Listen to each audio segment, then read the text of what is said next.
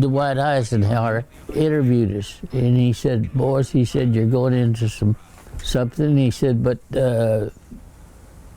it's going to be rough." Probably the understatement of the Second World War.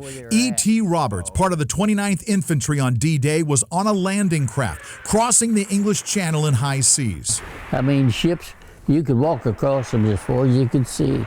You'd never seen so many in my life. Roberts was part of the second wave coming ashore at Omaha Beach. As they approached the Normandy coast, he says the first group was being pummeled by German gunfire from the cliffs above.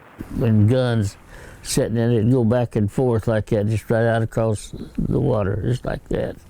I mean, guns, barrels that big sticking out, you see, look like nothing but cannons, and also smaller weapons fired at the same time.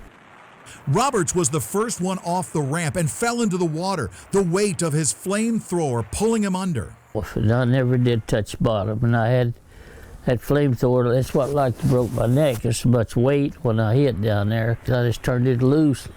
Another soldier was carrying his gear and his rifle, but Roberts never met up with him. By the time he got to the beach, the dead and wounded were everywhere.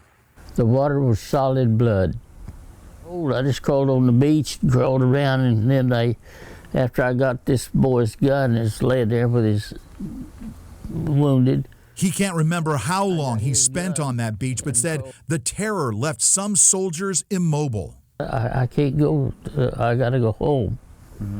I said, "You're not going home, we gotta go fight."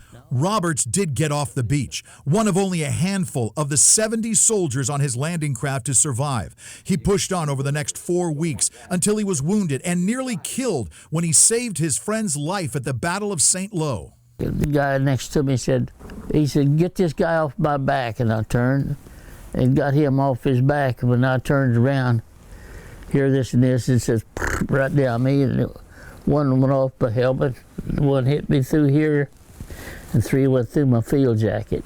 E.T. was shot and bleeding when a German soldier confronted him. He just went eye to eye, and that guy drew up on him, and he just said, when he was telling me that this is it, I'm done. But he just lowered his gun, and Dad went through. He was sent back to England to recover from his injuries and then informed he was headed back to the fight. That's the saddest day of my life. Yeah. But Robert says he pushed on, from France, through Belgium, Holland, and into Germany. The faces of his comrades still fresh in his mind, along with the pain knowing they didn't make it home. I almost cry every day, and he'd say he'd like to be home with his dear old mother. And we was in a pretty steep fight.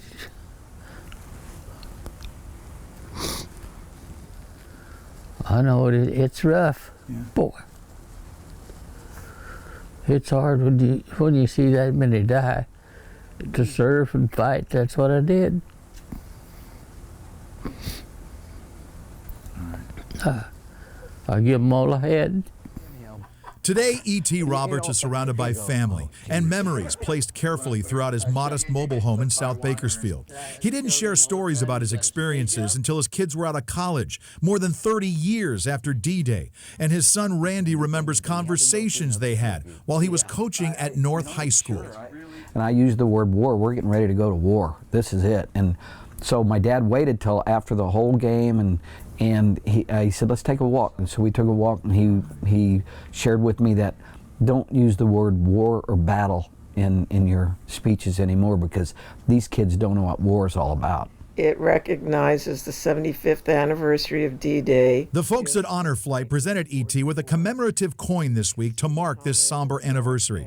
It has been 75 years since that day on a bloody beach in France, a moment that defined a nation and revealed the character and spirit of a young man who still refuses to quit at the age of 95. I know it's there.